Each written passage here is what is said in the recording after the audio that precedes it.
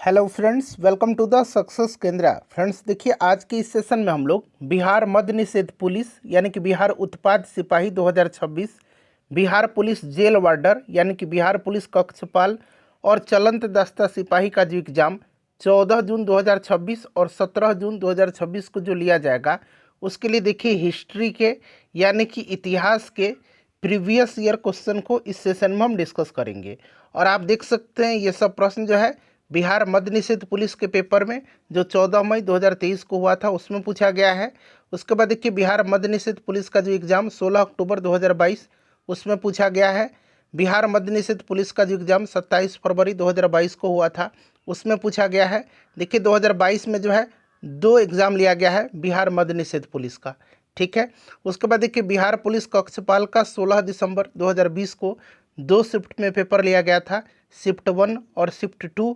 उसके बाद देखिए बिहार पुलिस कक्षपाल का फिर एग्ज़ाम हुआ था 16 जून 2019 को, इसके प्रश्न हैं। और बिहार मद्य निषेध पुलिस का जो एग्ज़ाम हुआ था 22 अक्टूबर को, उसके प्रश्न इसमें मैंने शामिल किए हुए हैं। बड़ा ही इंपॉर्टेंट सेशन है, एक बार आप लोग देख लीजिए कि बिहार पुलिस मद्य निषेध में किस तरह के प्रश्न प्रीवियस ईयर में पूछे गए हैं हिस्ट्री के। चलिए फ्रेंड्स, सेशन स्टार्ट करते हैं। एक बार सभी लोग प्लीज़ पहले सेशन को लाइक कर दीजिए और जब इसको कंप्लीट देख लीजिएगा, पूरा देख लीजिएगा, तो कम से कम एक ग्रुप में इसको ज़रूर ही शेयर कर दीजिएगा। तो चलिए अब हम लोग स्टार्ट करते हैं आज का सेशन। तो फ्रेंड्स देखिए, ध्यान दीजिए, जैसे मैंने आपको अभी बताया है कि इस सेशन में हम लोग बिहार मद्य निषेध पुलिस 2026, बिहार पुलिस कक्षपाल 2026 और बिहार पुलिस चलंत दस्ता सिपाही 2026 जिसका एग्ज़ाम 14 मई 2026 और 17 मई 2026 को लिया जाएगा, उसके लिए देखिए हिस्ट्री के यानी कि इतिहास के प्रीवियस ईयर क्वेश्चन को इस सेशन में हम कवर कर रहे हैं। चलिए आज के सेशन का सब लोग पहला प्रश्न पढ़िए कि आर्यों का मूल निवास कहाँ था। फ्रेंड्स आप देख सकते हैं ये क्वेश्चन जो है बिहार मद्य निषेध पुलिस 2023 में प्रीवियस ईयर में पूछा गया है। और इसी प्रकार से प्रत्येक प्रश्न के नीचे आपको लिखा मिल जाएगा कि ये प्रश्न किस वर्ष पूछा गया है। चलिए सब लोग इस प्रश्न का आंसर कमेंट करिए कि आर्यों का मूल निवास कहाँ था। तो फ्रेंड्स देखिए इसका आंसर हो जाएगा option number B, Asia Minor. Asia Minor, ठीक है ना। हालांकि आर्यों के मूल निवास को लेकर के विद्वानों के बीच मतभेद है। अलग अलग विद्वानों ने आर्यों के मूल स्थान को अलग अलग बताया है। जैसे कि आपने पढ़ा भी होगा कि बाल गंगाधर तिलक ने आर्कटिक क्षेत्र सिद्धांत को बताया है, जिसमें उन्होंने यह प्रतिपादित किया है कि आर्कटिक क्षेत्र आर्यों का मूल घर था। तो अगर नाम देकर के पूछा जाएगा कि बाल गंगाधर तिलक ने जो है आर्यों का मूल निवास या मूल घर कहाँ बताया था, तो आर्कटिक क्षेत्र। ध्यान रखिएगा आर्कटिक क्षेत्र, ठीक है ना। आर्कटिक क्षेत्र नाम देकर के जब पूछ लेगा तो इस प्रकार से याद रखिएगा आर्कटिक क्षेत्र, ये बाल गंगाधर तिलक ने बताया है, ठीक है ना। उसी प्रकार से देखिए सत्यार्थ प्रकाश जो स्वामी दयानंद सरस्वती जी की पुस्तक है, उसमें उन्होंने तिब्बत गृह सिद्धांत दिया है, जिसमें उनके अनुसार तिब्बत आर्यों का मूल निवास था। तो अगर दयानंद सरस्वती के हिसाब से पूछेगा तब आप तिब्बत लगाइएगा, ठीक है ना। और मैक्स मुलर के अनुसार पूछेगा तो मध्य Asia, Asia Minor. Option number यहाँ पर बी सर्वाधिक मान्य उत्तर आपका यही होगा। चलिए, और फ्रेंड्स मैं आपको बता दूं कि इसी प्रकार से मैंने आपको साइंस कराया हुआ है। बड़ा ज़बरदस्त सेशन है, साइंस, ज्योग्राफी और हिंदी इंग्लिश मैंने करा दिया है। आज आपका हो गया हिस्ट्री, कल पॉलिटी करवा दूंगा और फिर स्टैटिक जी के मैं आपको करवा दूंगा, ठीक है। चलिए, भारत में ग्रैंड ओल्ड मैन के रूप में किसे जाना जाता है? भारत में ग्रैंड ओल्ड मैन के रूप में तो आपको पता है कि ये जाना जाता है दादा भाई नौरोजी को। याद रखिएगा किसको जाना जाता है? दादा भाई नौरोजी को। और इनकी पुस्तक है जो बार बार पूछा जाता है, उस पुस्तक का नाम है poverty and un British rule in India. क्या नाम है? पॉवर्टी एंड अन ब्रिटिश, यहाँ मैं अंग्रेजी में लिख देता हूँ, un British rule in India, ठीक है ना। ये पुस्तक का नाम है दादा भाई नौरोजी का। तो option number A correct answer हो जाएगा। और फ्रेंड्स आपको अच्छे तरीके से याद भी हो जाएगा कि 1892 में, ध्यान रखिएगा ये इस भी बड़ा इंपॉर्टेंट है, 1892 में हाउस ऑफ कॉमन्स के लिए चुने जाने वाले, वे ब्रिटिश संसद सदस्य बनने वाले पहले भारतीय भी थे, पहले एशियाई भी थे और पहले भारतीय भी थे। कब? तो 1892 में, ठीक है फ्रेंड्स। उसके बाद देखिए ध्यान रखिएगा 1865 में और 1866 में, दोनों सन याद रखिएगा। 1865 में जो है ना, इन्होंने लंदन इंडियन सोसाइटी की सह स्थापना किया था। 1865 में किसकी? लंदन इंडियन सोसाइटी की। और फिर 1866, ये बड़ा इंपॉर्टेंट है, 1866 में इन्होंने ईस्ट इंडिया एसोसिएशन की स्थापना किया था। ठीक है, एक बार मैं और रिकॉल कर देता हूँ। सबसे पहले तो याद रखिएगा इनकी पुस्तक का नाम। क्या नाम है इनकी पुस्तक का नाम? तो poverty and un British rule in India, जिसमें इन्होंने ब्रिटिश शासन के आर्थिक प्रभाव की तीक्ष्ण आलोचना किया है। उसके बाद देखिए 1892 में जो है, ध्यान रखिएगा, हाउस ऑफ कॉमन्स के लिए चुने जाने वाले पहले भारतीय हैं। और 1865 में इन्होंने जो है लंदन इंडियन सोसाइटी की सह स्थापना किया। और 1866 में इन्होंने जो है ईस्ट इंडिया एसोसिएशन की स्थापना किया। ठीक है, इतना याद रहेगा। उसके बाद याद रखिएगा, ये 3 बार भारतीय राष्ट्रीय कांग्रेस के अध्यक्ष बने थे। सबसे पहले 1886 में जो दूसरा अधिवेशन हुआ था कांग्रेस का, इसके अध्यक्षता इन्होंने ही किया था, कलकत्ता में अधिवेशन हुआ था। फिर 1893 में भारतीय राष्ट्रीय कांग्रेस के अध्यक्ष बने थे। और फिर 1906 में बने थे। तो ये 3 मरतबा बने थे, ये आप जरूर ही याद रखिएगा। चलिए अगला प्रश्न कर लेंगे। नेक्स्ट क्वेश्चन है हमारा कि सविनय आज्ञा आंदोलन के बारे में निम्न में से कौन सा कथन सही है? चलिए बताइएगा, सविनय आज्ञा आंदोलन के बारे में इसमें से कौन सा कथन सही है? अच्छा, सविनय आज्ञा आंदोलन आपको कुछ याद आ रहा होगा, ये दांडी मार्च से शुरू हुआ था। गांधी जी ने जो है अपने 78 अनुयायियों के साथ, कितने, ये संख्या याद रखिएगा, 78 अनुयायियों के साथ 12 मार्च 1930 को 12 मार्च 1930 को 12 मार्च 1930 को दांडी मार्च शुरू करते हैं साबरमती आश्रम से। और फिर ये 6 अप्रैल 1930 को 6 अप्रैल 1930 को साबरमती पहुंचते हैं। ठीक है, और वहाँ पर जो है ना, दांडी पहुंचते हैं। साबरमती से तो इन्होंने शुरू किया था, और ये पहुंचते हैं 1930 को दांडी, जहाँ पर सांकेतिक रूप से जो है नमक बना करके इन्होंने नमक कानून को तोड़ा था। और इसके साथ ही 6 अप्रैल 1930 के दिन सविनय आज्ञा आंदोलन स्टार्ट हो गया था। ठीक है, एक बार मैं और रिपीट कर दे रहा हूँ, 78 अनुयायियों के साथ 12 मार्च 1930 को साबरमती आश्रम से, 6 अप्रैल 1930 को दांडी पहुंचते हैं, सांकेतिक रूप से नमक बना करके नमक कानून तोड़ते हैं, और इसी के साथ सविनय आज्ञा आंदोलन स्टार्ट हो जाता है। तो यहाँ पर पूछा गया कौन सा कथन सही है? तो देखिए, इसकी शुरुआत गांधी जी ने चंपारण यात्रा के साथ हुई थी। नहीं, चंपारण नहीं, दांडी यात्रा के साथ। अभी मैंने बताया था दांडी मार्च दांडी यात्रा के साथ शुरू हुआ था। गांधी इरविन समझौता के तहत कांग्रेस आज्ञा आंदोलन स्थगित करने के लिए तैयार थी। बिल्कुल, यहाँ पर ये सही है। गांधी इरविन समझौता के बाद जो है, गांधी इरविन समझौता जो 5 मार्च 1931 को हुआ था। ठीक है ना, कांग्रेस आज्ञा आंदोलन स्थगित करने के लिए तैयार हो गई थी, और हुआ भी था। उसके बाद देखिए, ब्रिटिश सरकार शुरू से ही आंदोलन के प्रति काफ़ी नरम थी। नहीं, नरम नहीं थी, काफ़ी उनका जो है रवैया सख्त था। तो ये भी गलत हो गया, और आंदोलन के दौरान कोई हिंसा नहीं हुई थी। हालांकि ये आंदोलन तो अहिंसक था, लेकिन थोड़ा बहुत हिंसा इसमें हुआ था। तो ये भी स्टेटमेंट गलत हो जाएगा, सही पूछा गया है, तो ऑप्शन नंबर बी यहाँ पर करेक्ट आंसर हो जाएगा। क्लियर है? चलिए, और गांधी जी के द्वारा और भी आंदोलन चलाए गए हैं, आगे उनके बारे में हम डिस्कस करेंगे। अब देखिए, उत्तर वैदिक काल में इंद्र का स्थान किस देवता को मिला था? देखिए, दरअसल क्या था ना कि वैदिक काल में इंद्र जो थे ये प्रमुख देवता माने जाते थे। इंद्र युद्ध और वर्षा के देवता थे, और वैदिक काल में इंद्र प्रमुख देवता थे। दरअसल उत्तर वैदिक काल में इनका महत्व कम हो गया, और उत्तर वैदिक काल में इंद्र का स्थान मिल गया प्रजापति को। किसको मिल गया? प्रजापति को मिल गया। प्रजापति, जिन्हें निर्माता के रूप में भी जाना जाता है, यही सर्वोच्च देवता बन गए। चलिए, अब अगला प्रश्न आ गया कि भारतीय राष्ट्रीय कांग्रेस के प्रथम अधिवेशन की अध्यक्षता किसने किया था? भारतीय राष्ट्रीय कांग्रेस की बात करते हैं तो अभी मैंने इसके बारे में थोड़ा बहुत आपको बताया है। इसका दूसरा अधिवेशन हुआ था 1886 में। यहाँ पर पूछा गया पहला अधिवेशन जो 1885 में हुआ था।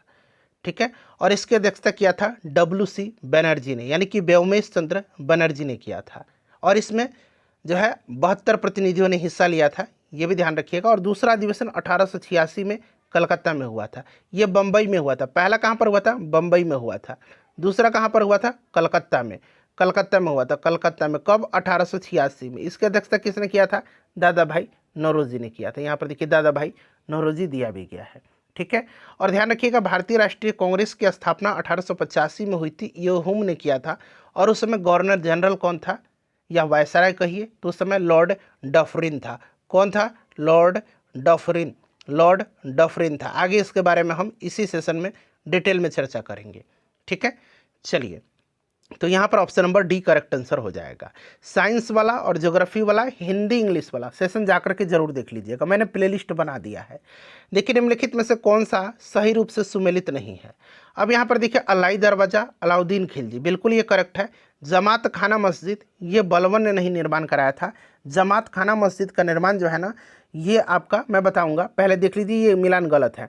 उसके बाद कुतुब मीनार, तो इल्तुतमिश, हालांकि कुतुब मीनार की नींव कुतुबुद्दीन ऐबक ने रखा था और इसके निर्माण कार्य को इल्तुतमिश ने पूरा करवाया था, ठीक है ना। इल्तुतमिश को गुलामों का गुलाम कहा जाता है, ये भी ध्यान रखिएगा। हिसार फिरोज शाह तुगलक, ये आपका करेक्ट है। अब ये गलत क्यों है, ये करेक्ट आंसर होगा, गलत है, सही सुमेलित नहीं है। तो दरअसल जमात खाना मस्जिद, या इसको खिलजी मस्जिद भी कहा जाता है, इसको खिलजी मस्जिद भी कहा जाता है, ठीक है ना, खिलजी मस्जिद, इसको खिलजी मस्जिद भी कहा जाता है। ये दरअसल दिल्ली में है और दिल्ली का सबसे पुराना मस्जिद है। और इसका निर्माण जो है अलाउद्दीन खिलजी के समय में, अलाउद्दीन खिलजी का जो पुत्र था खिजर खां, ठीक है ना, खिजर खां, कहीं कहीं तो अलाउद्दीन खिलजी ही दे देता है कि इसका निर्माण अलाउद्दीन खिलजी ने करवाया था, इसी के शासनकाल में हुआ था। और इसका पुत्र था अलाउद्दीन खिलजी का, खिजर खान, इसी ने करवाया था। तो बलबन नहीं होगा, इसीलिए गलत है, option number B correct answer हो जाएगा। अच्छा, आपको याद होगा कि अलाउद्दीन खिलजी ने अलाई दरवाज़ा का भी निर्माण करवाया है, जैसे कि यहाँ पर दिया गया है। उसके बाद हौज खास का निर्माण कराया है। उसके बाद हजार खंबा महल या महल हजार स्तंभ कहा जाता है, जमात खाना मस्जिद का निर्माण कराया है। इन सब का निर्माण अलाउद्दीन खिलजी ने करवाया है, ठीक है। चलिए फ्रेंड्स, उसके बाद देखिए निम्नलिखित में से किसने कहा कि कांग्रेस वास्तव में बिना हथियार के गृह युद्ध में खड़ी है। ये काफ़ी इंपॉर्टेंट क्वेश्चन है और स्टेटमेंट दे करके पूछा जाता है, ठीक है ना। जैसे कि आगे मैं आपको बताऊंगा कि लॉर्ड कर्जन का स्टेटमेंट था कि कांग्रेस अपनी पतन की ओर लड़खड़ा रही है।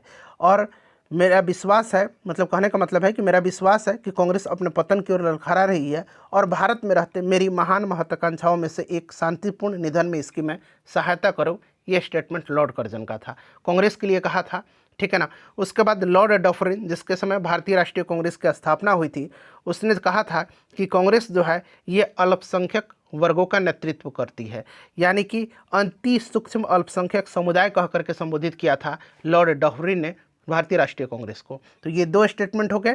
तीसरा यहाँ पर कांग्रेस वास्तव में बिना हथियार गृह युद्ध में खड़ी है, ये सर सैयद अहमद खान ने कहा था। और सर सैयद अहमद खान आपको पता है कि इन्होंने 1875 में जो है ना, 1875 में, याद रखिएगा 1875 में इन्होंने जो है किसका स्थापना किया था, तो मोहम्मदन एंग्लो ओरिएंटल कॉलेज की स्थापना किया था, ठीक है, ध्यान रखिएगा, क्लियर। अच्छा, और भी कुछ स्टेटमेंट है, जैसे कि मैं आपको ये बता दूं कि आपको ध्यान रखना है और कौन कौन से स्टेटमेंट हैं। तो अभी मैंने आपको बताया है और मैं बता देता हूँ। देखिए, अगर हम एक वर्ष में एक बार मेढक की तरह टरटराएंगे तो हमें कुछ भी नहीं मिलेगा। ये स्टेटमेंट बाल गंगाधर तिलक का है। बंकिम चंद्र चटर्जी का स्टेटमेंट है, कांग्रेस के लोग पदों के भूखे हैं। उसके बाद देखिए अश्विनी कुमार दत्त ने कांग्रेस के सम्मेलनों को 3 दिवसीय तमाशा बताया है। और बिपिन चंद्र पाल ने कांग्रेस को याचना संस्था कहा है, यानी कि भीख मांगने वाली याचना संस्था। चलिए, उसके बाद देखिएगा कि किस युद्ध में हार के बाद नेपोलियन को सेंट हेलेना द्वीप पर निर्वासित किया गया। अच्छा, ये बात आई हुई है सेंट हेलेना द्वीप की। दरअसल प्रश्न इस प्रकार से भी पूछा जाता है कि इनमें से किस द्वीप का संबंध नेपोलियन से है। तो ये ऑप्शन में हेलेना द्वीप आपको देखने को मिलेगा। और एक और द्वीप है कोर्सिका द्वीप, आज से आप इसको भी याद रखिएगा। वैसे मैंने वर्ल्ड हिस्ट्री का एक सेशन कराया हुआ है, जाकर के आप एक बार देख लीजिए, ठीक है ना। कोर्सिका द्वीप, यहाँ पर मैं लिख दे रहा हूँ कोर्सिका, कोर्सिका द्वीप, ठीक है ना। अब से आप हेलेना द्वीप और कोर्सिका द्वीप दोनों याद रखिएगा। दरअसल क्या था कि हिटलर का जन्म जो हुआ था ना, हिटलर का जन्म 1769 में, 1769 में भूमध्य सागर में स्थित इसी कोर्सिका द्वीप पर हुआ था। 1769 में इसका जन्म हुआ था। और 1815 में हुआ था वाटरलू का युद्ध। यहाँ पर देखिए 1815 में हुआ था वाटरलू का युद्ध। इस युद्ध में नेपोलियन हार जाता है। इस युद्ध में क्या होता है, नेपोलियन हार जाता है। यह नेपोलियन का अंतिम युद्ध रहता है। इसमें एक तरफ फ्रांस था, यानी कि फ्रांस की तरफ से वाटरलू का फ्रांस की तरफ से नेपोलियन था, और इसके विपक्ष में ब्रिटेन, रूस, प्रसा, ऑस्ट्रिया, हंगरी की सेना थी। यह हार जाता है और आत्मसमर्पण कर देता है, और इसको निर्वासित कर दिया जाता है। कहाँ पर, कहाँ पर, सेंट हेलेना द्वीप में, वाटरलू के युद्ध में, जहाँ पर इसकी मृत्यु भी हो जाती है आगे चल करके। ठीक है, तो यहाँ पर याद रखिएगा, प्रश्न इस प्रकार से पूछा जाएगा कि किस युद्ध में हार के बाद नेपोलियन को सेंट हेलेना द्वीप पर निर्वासित किया गया, तो वाटरलू। या प्रश्न इस प्रकार से भी पूछा जा सकता है कि वाटरलू का युद्ध जो 1815 में हुआ था, उसके हार के बाद नेपोलियन को कहाँ निर्वासित किया गया था, तो सेंट हेलेना द्वीप पर। वाटरलू का युद्ध कब हुआ था, तो 1815 में। अच्छा, वाटरलू के युद्ध में जो है किसकी हार हुई थी, तो नेपोलियन बोनापार्ट की। नेपोलियन का जन्म कहाँ पर हुआ था, तो कोर्सिका द्वीप जो भूमध्य सागर में पड़ता है, 1869 ईस्वी में। 5-6 प्रश्न हो गए, तो इस तरह से आप ध्यान रखिएगा। चलिए देखिए, राजा टोडरमल जो थे, ये निम्नलिखित में से किस मुगल सम्राट के शासनकाल के दौरान राजस्व मंत्री थे। तो टोडरमल के बारे में आपको पढ़ा भी होगा आपने कि ये अकबर के राजस्व मंत्री थे, ठीक है ना। और इन्होंने एक बंदोबस्त चलाया था, दहसाला बंदोबस्त।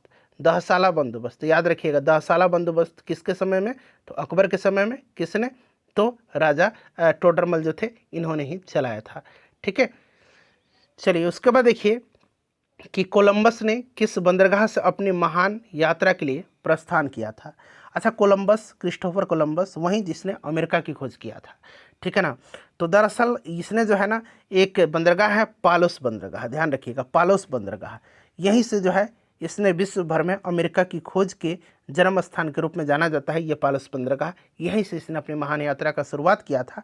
और यहाँ से इसने 3 जहाज, 3 जहाज के नाम याद रखिएगा, 3 जहाज लेकर के प्रस्थान हुआ था, और भी इसके साथ कुछ यात्री थे इसके। ठीक है ना।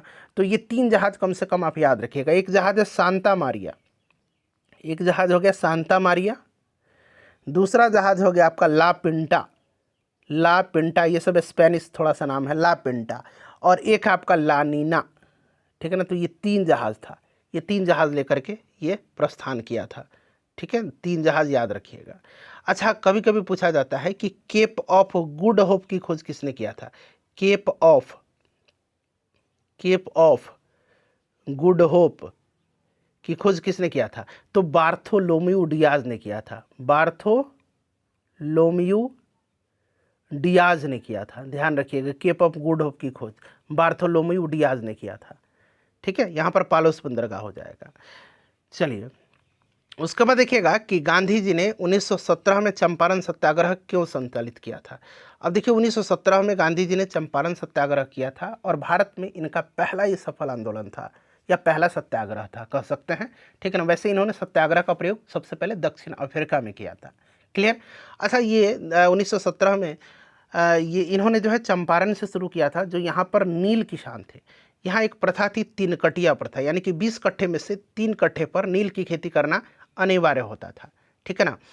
तो यहाँ पर देखिए दमनकारी नील बागान व्यवस्था के खिलाफ। और 1916 में जो कांग्रेस का लखनऊ अधिवेशन हुआ था, उसी में राजकुमार शुक्ल, ये बिहार के रहने वाले हैं, गांधी जी से मिले थे, और गांधी जी से इन्होंने रिक्वेस्ट किया था कि प्लीज़ आप बिहार आइए, और वहाँ के जो नील कृषक हैं उनकी दयनीय दुर्दशा की तरफ आप ध्यान दीजिए, और उनसे उनकी मुक्ति दिलाइए।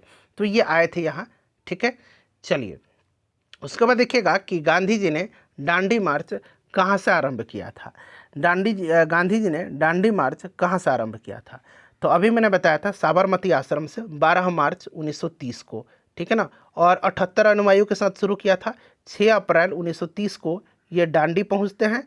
कहाँ पर, डांडी पहुँचते हैं, जहाँ पर सांकेतिक रूप से नमक बनाया, और डांडी और नमक कानून तोड़ा, और इसके साथ ही स्वराज्य आंदोलन स्टार्ट हो गया।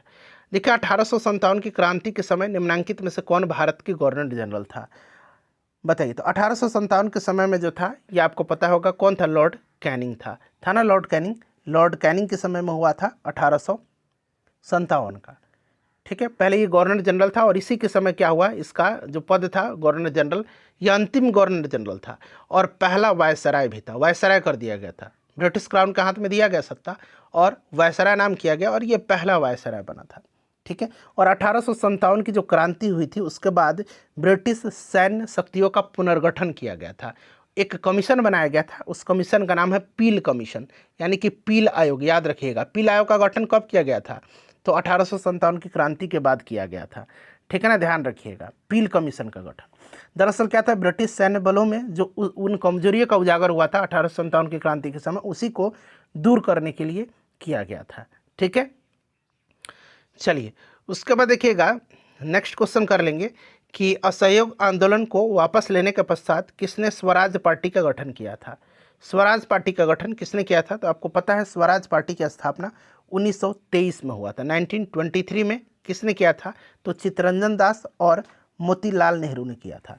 चित्तरंजन दास यानी कि CR दास जिसको बोला जाता है इनको, और एक मोतीलाल नेहरू है, ठीक है ना, मोतीलाल नेहरू और चित्तरंजन दास ने किया था। अब ध्यान दीजिएगा, देखिए अध्यक्ष जो थे आपके, ये जो स्वराज पार्टी इसके अध्यक्ष थे कौन? तो चित्तरंजन दास अध्यक्ष थे, प्रेसिडेंट थे, ठीक है। और मोतीलाल नेहरू जो थे इसके सचिव थे, ठीक है ना। अब आपको थोड़ा सा मैं बता दूं कि जो चित्तरंजन दास थे 1922 में भारतीय राष्ट्रीय कांग्रेस का अधिवेशन गया में हुआ था। इसी जो अधिवेशन था गया में, इसकी अध्यक्षता किया था चित्तरंजन दास ने। और ये बिहार में भारतीय राष्ट्रीय कांग्रेस का दूसरा अधिवेशन था। पहला अधिवेशन 1912 में बांकीपुर पटना में हुआ था, जिसका अध्यक्षता RN माधोलकर ने किया था। चलिए देखिएगा कि टोल्स्टॉय ने अपनी समाधि के विषय में क्या कहा है। लियो टोल्स्टॉय आपने पढ़ा होगा, तो इन्होंने कहा है निर्धन से निर्धन के समान हो। नेक्स्ट क्वेश्चन है कि 1950 के पहले हिंद चीन में कौन कौन से देश शामिल थे? 1950 के पहले हिंद चीन में, और ये प्रश्न बिहार पुलिस में यानी कि जो CSBC आपका एग्जाम कंडक्ट करवाती है, ठीक है ना, उसके द्वारा ये 3-4 बार प्रश्न पूछा गया है। तो हिंद चीन में जो है लाओस, कंबोडिया और वियतनाम थे, लाओस, कंबोडिया और वियतनाम। तो ऑप्शन नंबर यहाँ पर ये बिल्कुल करेक्ट आंसर हो जाएगा। इसको आप याद रख लीजिए, लाओस, कंबोडिया और वियतनाम, या वियतनाम, लाओस, कंबोडिया, जैसे आपको पढ़ने में सुविधा हो रही है आप इनको याद कर लीजिए। उसके बाद देखिए अमेरिका की खोज किसने किया था? तो मैंने अभी बताया था, अमेरिका की खोज किसने किया था? कोलंबस ने किया था।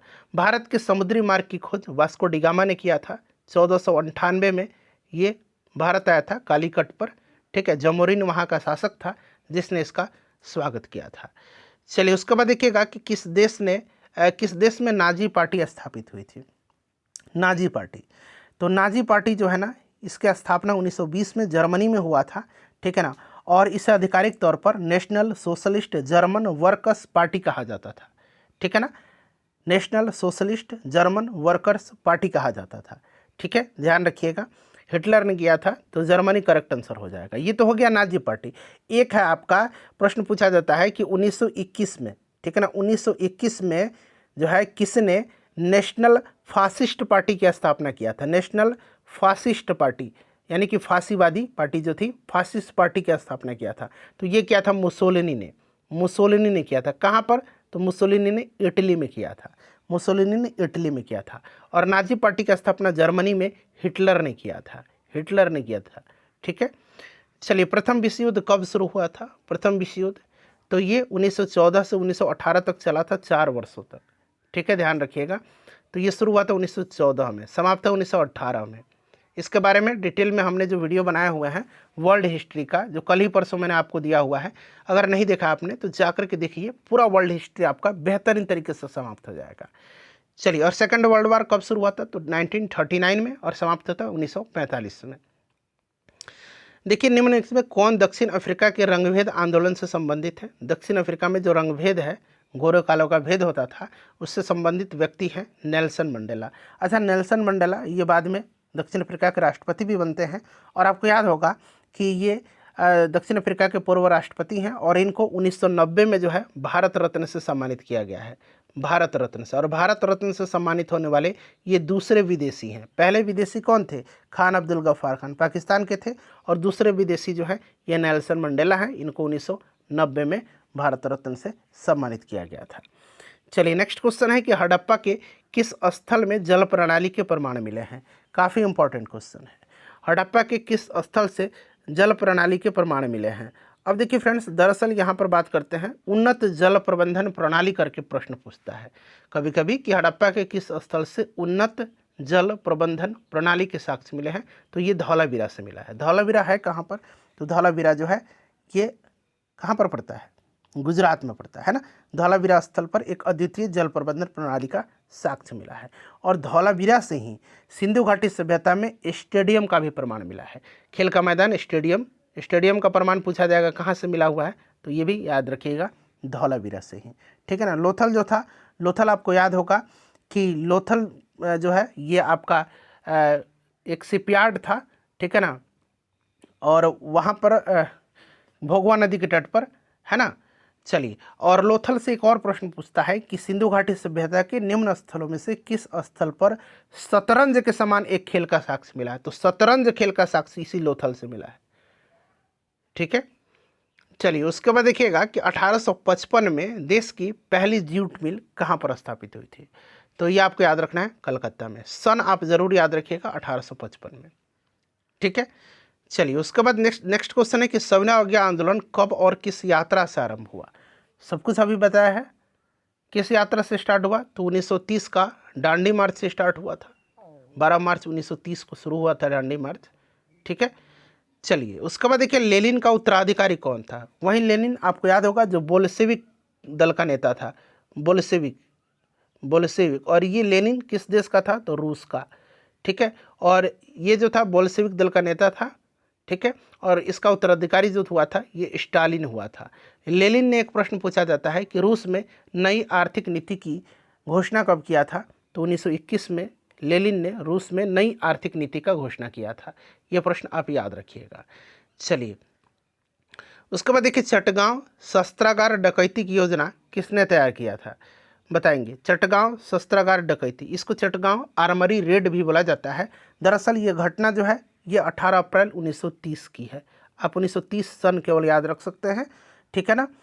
और इससे संबंधित जो योजना तैयार किया था ये थे सुरेसेन। सुरेसेन को मास्टर दा के नाम से भी जाना जाता है, मास्टर दा, इनको मास्टर दा भी कहा जाता है सुरेसेन को, ठीक है, ध्यान रखिएगा। क्लियर। चलिए, और अगला प्रश्न कर लेंगे कि मीर कासिम ने अपने राजधानी मुर्शिदाबाद से कहाँ स्थानांतरित किया था। तो देखिए मीर कासिम है, ये मुर्शिदाबाद से राजधानी लाया था मुंगेर में। और एक मुर्शीद कुली खान है, मुर्शीद कुली खान, पहले जो राजधानी हुआ करती थी ना, ये राजधानी हुआ करती थी कहाँ पर, ढाका में। तो ढाका से राजधानी लाया था मुर्शिदाबाद, ढाका से मुर्शिदाबाद लाया था ये मुर्शीद कुली खान, और मुर्शिदाबाद से मुंगेर लेकर के चला गया ये मीर कासिम। ढाका से मुर्शिदाबाद मुर्शीद कुली खान, और मुर्शिदाबाद से मुंगेर मीर कासिम, याद रहेगा। चलिए, देखिएगा ब्रिटिश ईस्ट इंडिया कंपनी की स्थापना कब हुई थी, तो सन 1600 ईस्वी में। और उस समय मुगल शासक कौन हुआ करता था, तो अकबर था, ठीक है। उसके बाद देखिएगा कि निम्नलिखित में से किस नदी के तट पर हाइडेस्पीस का युद्ध हुआ था। इसको जो है हाइडेस्पीस का युद्ध भी कहा जाता है, और भी युद्ध के नाम से जाना जाता है, जैसे कि इसको आपका झेलम या वितस्ता का युद्ध भी कहा जाता है। ये दरअसल हुआ था इसी झेलम नदी के तट पर, ठीक है ना। ये झेलम नदी के तट पर सिकंदर और पोरस के बीच हुआ था। पंजाब का शासक था पोरस, और सिकंदर के मध्य हुआ था। ऑप्शन नंबर बी यहाँ पर करेक्ट आंसर हो जाएगा, ठीक है, ध्यान रखिएगा। उसके बाद देखिएगा कि आत्मीय सभा की स्थापना किसने किया था। आत्मीय सभा की स्थापना, तो आपको याद होगा कि आत्मीय सभा की स्थापना 1814 में राजा राम मोहन राय ने किया था, जिन्होंने ब्रह्म समाज की भी स्थापना किया था, ठीक है ना। ब्रह्म समाज की भी स्थापना राजा राम मोहन राय ने ही किया था। आत्मीय सभा की भी स्थापना इन्होंने ही किया था, ठीक है। दयानंद सरस्वती जो है इन्होंने आर्य समाज की स्थापना किया था, इन्होंने आर्य समाज की स्थापना किया था। चलिए, अगला प्रश्न करेंगे कि आयुर्वेद के महान विद्वान चरक जो थे ये किस राजवंश के शासनकाल से संबंधित थे। चरक जो थे ये आयुर्वेदाचार्य थे, आयुर्वेद के जानकार थे ये, और ये जो कनिष्क था उसी के दरबार में रहते थे। तो कनिष्क जो था ये कुषाण वंश का था, ठीक है ना। चरक कनिष्क के दरबार में रहते थे, कुषाण वंश का शासक था कनिष्क, इसी के दरबार में, ठीक है। चलिए, उसके बाद देखिए पुष्यमित्र शुंग के द्वारा मारा जाने वाला अंतिम मौर्य शासक कौन था। अच्छा, अंतिम मौर्य शासक कौन था ये भी पूछा जा सकता है। ये कोई ज़रूरी नहीं है कि पूछा जाए कि पुष्यमित्र शुंग के द्वारा ही मारा गया हो। प्रश्न इस प्रकार से भी पूछा जा सकता है कि अंतिम जो मुगल मौर्य शासक था ये कौन था। अच्छा, मौर्य वंश की स्थापना चंद्रगुप्त मौर्य ने किया था, ठीक है, चाणक्य की सहायता से नंद वंश के आखिरी शासक धनानंद को पराजित करके, ठीक है ना। और अंतिम शासक इस वंश का जो था वो बृहद्रथ था, ठीक है ना। इसी की हत्या कर दिया था पुष्यमित्र शुंग ने और मगध पर शुंग वंश की स्थापना किया था, ठीक है ना, शुंग वंश की स्थापना, ध्यान रखिएगा। चलिए उसके बाद देखिएगा कि पुस्तक हुमायूंनामा किसने लिखा हुआ है। तो आपको याद होगा कि हुमायूंनामा, ये तो आसानी से आप बना दीजिएगा, गुलबदन बेगम ने लिखा था। अच्छा, कभी कभी अकबरनामा भी पूछ देगा, अकबरनामा, अकबरनामा किसने लिखा था बताइए। तो अबुल फजल ने लिखा था, ठीक है ना, अबुल फजल ने अकबरनामा, आईने अकबरी आपने पढ़ा हुआ है ना। उसके बाद आपसे पूछा जाएगा शाहजहांनामा किसने लिखा है, शाहजहां, शाहजहांनामा। तो शाहजहांनामा को लिखा हुआ है इनायत खान ने, किसने, इनायत खान ने लिखा हुआ है। अच्छा, बाबरनामा किसने लिखा हुआ है। बाबर की आत्मकथा है, खुद बाबर ने लिखा है और बाबर ने तुर्की भाषा में लिखा था। बाद में जो है फारसी में इसका अनुवाद किसने किया था, अब्दुल रहीम खाने खाना ने किया था, ठीक है। चलिए option number B correct answer हो जाएगा। दक्षिण अफ्रीका से वापस लौटने पर महात्मा गांधी द्वारा प्रारंभ प्रथम सफल सत्याग्रह कौन था। तो दक्षिण अफ्रीका से वापस आए थे कब, 9 जनवरी 1915 को। इसीलिए 9 जनवरी को प्रत्येक वर्ष क्या मनाया जाता है, प्रवासी भारतीय दिवस के रूप में मनाया जाता है। और पहला सफल सत्याग्रह इन्होंने चंपारण में 1917 में किया था। अभी इसके बारे में हमने पढ़ा भी है, ठीक है। चलिए उसके बाद देखिएगा कि चंद्रगुप्त मौर्य चंद्रगिरी पर्वत श्रवण बेलगोला किस जैन संत के साथ गया था। चंद्रगुप्त मौर्य ने चंद्रगिरी पर्वत श्रवण बेलगोला, ये कर्नाटक में, साउथ इंडिया में, किस जैन संत के साथ गया था। तो ये भद्रबाहु के साथ गया था। किसके साथ, भद्रबाहु के साथ गया था, ध्यान रखिएगा, भद्रबाहु के साथ गया था। क्लियर। चलिए चंद्रगिरी पर्वत पर ध्यान रखिएगा, भद्रबाहु से ये प्रभावित हुआ था, ठीक है, जैन धर्म का अनुयायी था ये भी ध्यान रखिएगा। निम्नलिखित में से किसने रॉलेट एक्ट को काला कानून कहा था। रॉलेट एक्ट को काला कानून किसने कहा था। तो दरअसल ये कहा था महात्मा गांधी ने। महात्मा गांधी ने रॉलेट एक्ट को इसकी दमनकारी प्रकृति और नागरिक स्वतंत्रता की अवहेलना के कारण काला कानून कहा था, ठीक है। रॉलेट एक्ट पारित कब हुआ था। तो 18 मार्च 1919 को दिल्ली में इंपीरियल लेजिस्लेटिव काउंसिल के द्वारा पारित किया गया था, 18 मार्च 1919 को, याद रखिएगा। और इसी रॉलेट एक्ट के विरोध में जालियांवाला बाग हत्याकांड हुआ था। जालियांवाला बाग में कब हुआ था। तो जालियांवाला बाग हुआ था बैसाखी के दिन। कौन सा पर्व था, बैसाखी का त्यौहार था। पंजाब में बैसाखी का दिन हुआ करता था, अमृतसर में 13 अप्रैल 1919 को, ठीक है, 13 अप्रैल 1919 को, ध्यान रखिएगा आप। चलिए, और ये जो आपका रॉलेट एक्ट वगैरह जालियांवाला बाग हत्याकांड हुआ था, उस समय कौन वायसराय था। तो लॉर्ड चैम्सफोर्ड था, चैम्सफोर्ड। लॉर्ड कहना तो गलत ही होगा, ठीक है, बट लॉर्ड लिखा भी है किताब में, तो चैम्सफोर्ड, ध्यान रखिएगा। चलिए भारत का पहला गवर्नर जनरल कौन था। पहला गवर्नर जनरल भारत का, तो भारत का जब शब्द लग जाएगा तो ये विलियम बेंटिक था, विलियम बेंटिक भारत का पहला गवर्नर जनरल, ठीक है, इसको आप ध्यान रखिएगा। बंगाल का पहला गवर्नर वारन हेस्टिंग था, ठीक है। नेक्स्ट क्वेश्चन है, और विलियम बेंटिक से कुछ याद आ रहा होगा, सती प्रथा को समाप्त किया था इसने, राजा राम मोहन राय के सहयोग से लॉर्ड विलियम बेंटिक ने सती प्रथा को समाप्त किया था, ठीक है। चलिए उसके बाद देखिएगा कि दिल्ली में स्थित लाल किले में मोती मस्जिद का निर्माण किसने करवाया था। अच्छा, दिल्ली के लाल किला में जो मोती मस्जिद है इसका निर्माण करवाया था औरंगजेब ने। किसने, दिल्ली में जो लाल किला में स्थित मोती मस्जिद है उसका निर्माण औरंगजेब ने करवाया था। और लाल किला का निर्माण तो शाहजहां ने करवाया था, बट लाल किले में एक मोती मस्जिद है, इसका निर्माण औरंगजेब ने करवाया था। इस चीज़ को आप ध्यान रखिएगा। नेक्स्ट क्वेश्चन है कि निकोलो कॉन्टी नामक इतावली यात्री, यानी कि इटली का यात्री था, किसके शासनकाल में भारत आया था। निकोलो कॉन्टी नामक इतावली यात्री विजयनगर साम्राज्य की यात्रा किया था। और वहीं पूछा गया कि किसके शासनकाल में। तो फ्रेंड्स ये आया था किसके शासनकाल में, फटाफट बताइए। देवराय प्रथम के शासनकाल में, ठीक है ना, विजयनगर साम्राज्य की यात्रा किया था। अच्छा, विजयनगर साम्राज्य में और भी कुछ शासक आए हुए हैं, ये भी आप ध्यान रखिएगा। जैसे कि एक आपका नूनिज था। नूनिज किसके समय में आया था। तो नूनिज याद रखिएगा अच्युत देवराय के समय में आया था, अच्युत देवराय के समय में आया था, ठीक है ना, अच्युत देवराय के समय में आया था नूनिज, ठीक है फ्रेंड्स, ध्यान रखिएगा। उसके बाद देखिएगा एक अब्दुल रजाक था जो देवराय द्वितीय के समय में आया था, अब्दुल रजाक।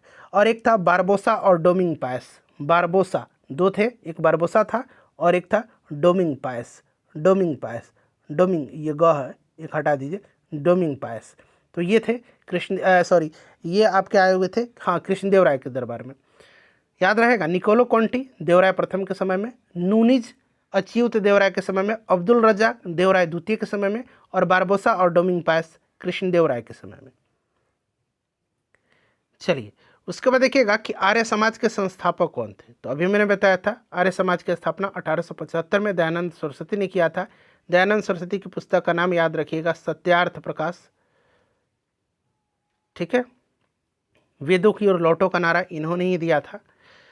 अगला प्रश्न है कि अवध के ब्रिटिश साम्राज्य में मिलन के समय अवध का नवाब कौन था।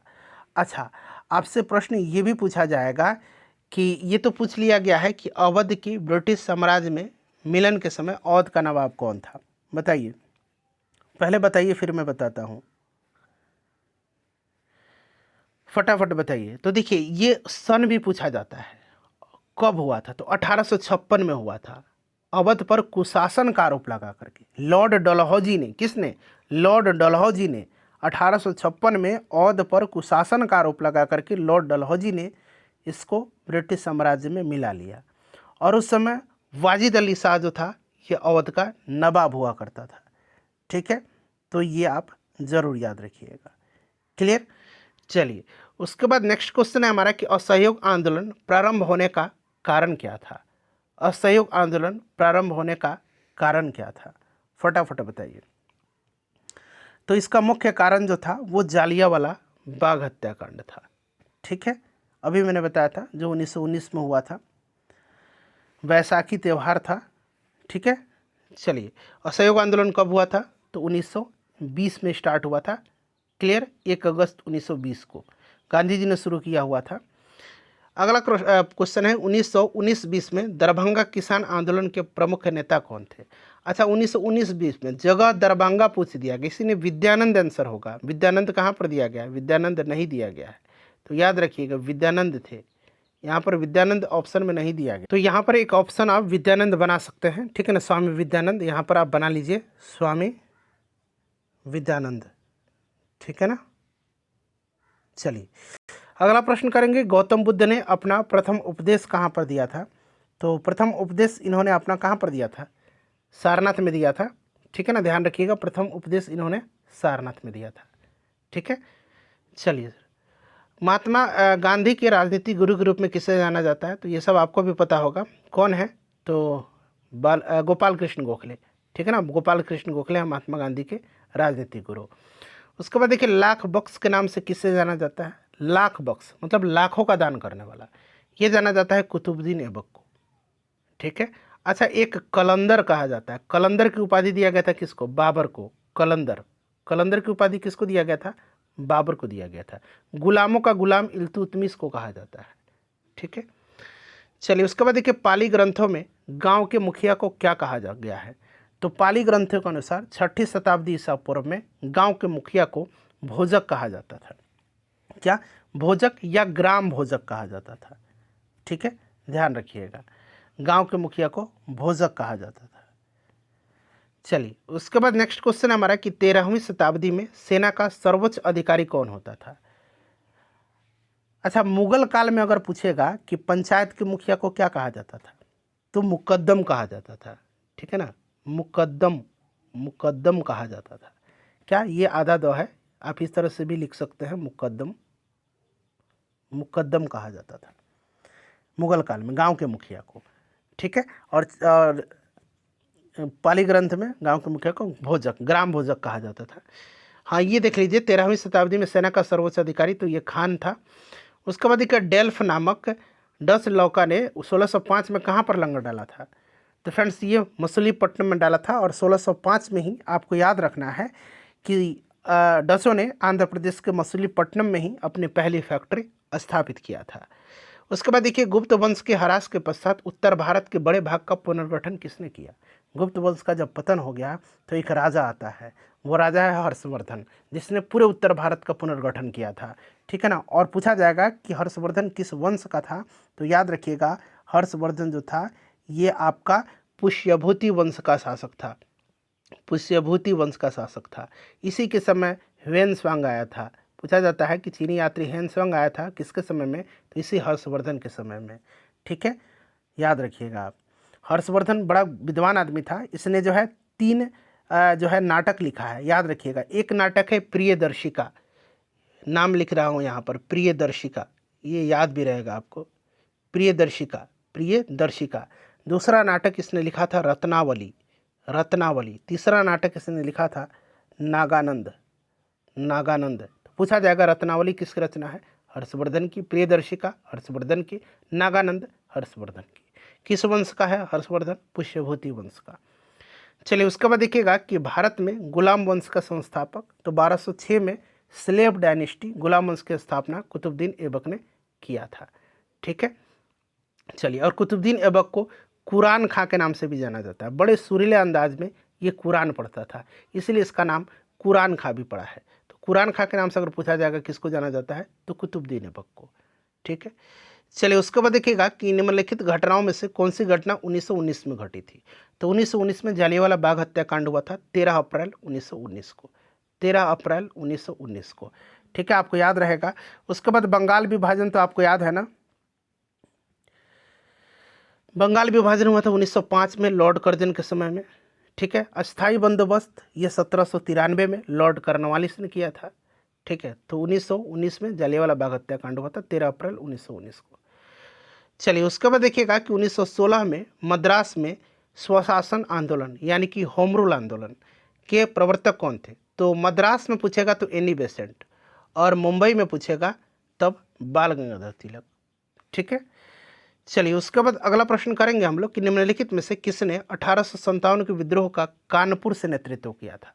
कानपुर में नेतृत्व किसने किया था बताएंगे। तो कानपुर में किया था नाना साहब ने। किसने, नाना साहब ने किया था कानपुर में। दिल्ली में किसने किया था, बहादुर शाह, और सैन्य नेतृत्व बख्त खान ने किया था। ठीक है फ्रेंड्स। अच्छा, लखनऊ में बेगम हजरत महल ने किया था, झांसी में लक्ष्मीबाई, बरेली में खान बहादुर खान ने, इलाहाबाद और बनारस में मौलवी लियाकत अली ने, बिहार में बाबू कुंवर सिंह ने। तो ये सब आप याद रखिएगा। इंडियन नेशनल कांग्रेस के संस्थापक थे, इंडियन नेशनल कांग्रेस आईएनसी यानी कि भारतीय राष्ट्रीय कांग्रेस, तो ए.ओ. ह्यूम था, एलन ऑक्टेवियन ह्यूम।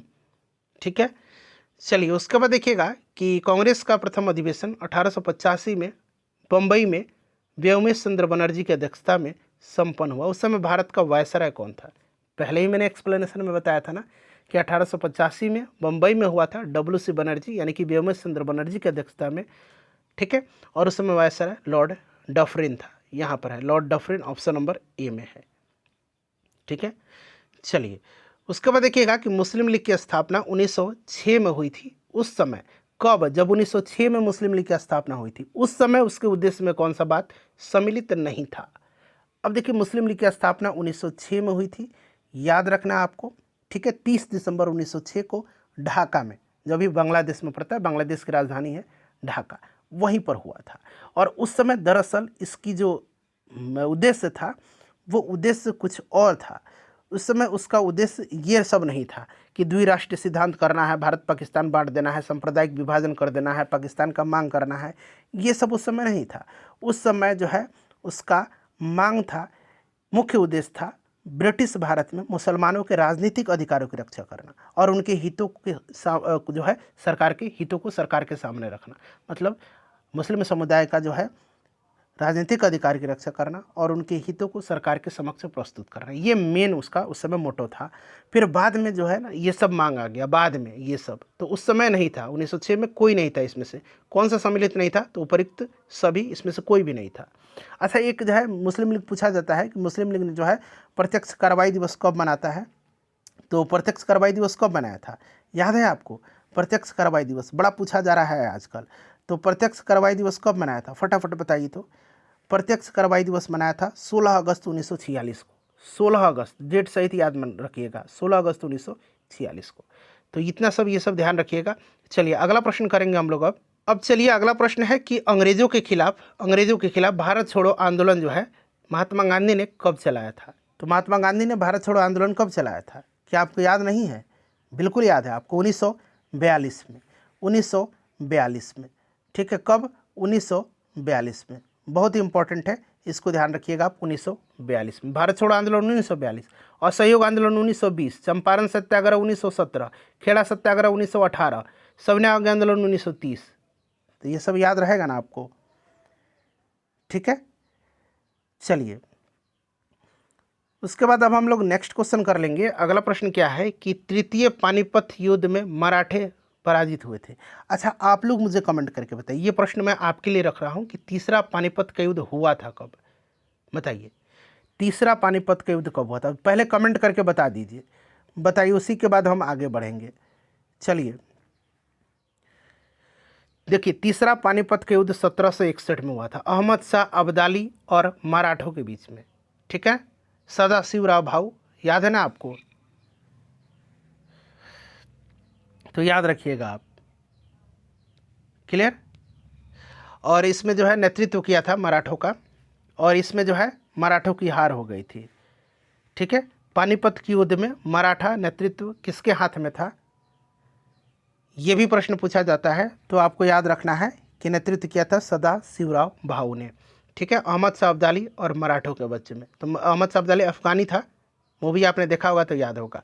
अच्छा, बुद्ध का जन्म पूछा गया है कि कहाँ पर हुआ था, तो गौतम बुद्ध का जन्म 563 ईसा पूर्व में लुम्बिनी कपिलवस्तु नेपाल में हुआ था। लुम्बिनी में, कपिलवस्तु में पड़ता है लुम्बिनी, तो यहाँ पर देखिए कपिलवस्तु भी दिया बट लुम्बिनी में, ठीक है ना, लुम्बिनी में, जगह एकदम एग्जैक्ट लुम्बिनी है, 563 ईसा पूर्व में, ठीक है। और इनका जो बचपन का नाम सिद्धार्थ है, पिता का नाम सुदोधन, माता का नाम महामाया। ज्ञान प्राप्ति बोधगया में हुई थी। महापरिनिर्वाण यानी कि मृत्यु 483 ईसा पूर्व में कुशीनगर उत्तर प्रदेश में हुआ था। तो ये सब पॉइंट ध्यान रखिएगा। पूरा history, previous year question, Bihar मद्य निषेध पुलिस 2026, बिहार कक्षपाल 2026, चलंत दस्ता सिपाही 2026 के लिए मैंने आपको कवर करा दिया। सेशन को लाइक कर दीजिए और एक ग्रुप में शेयर कर दीजिए।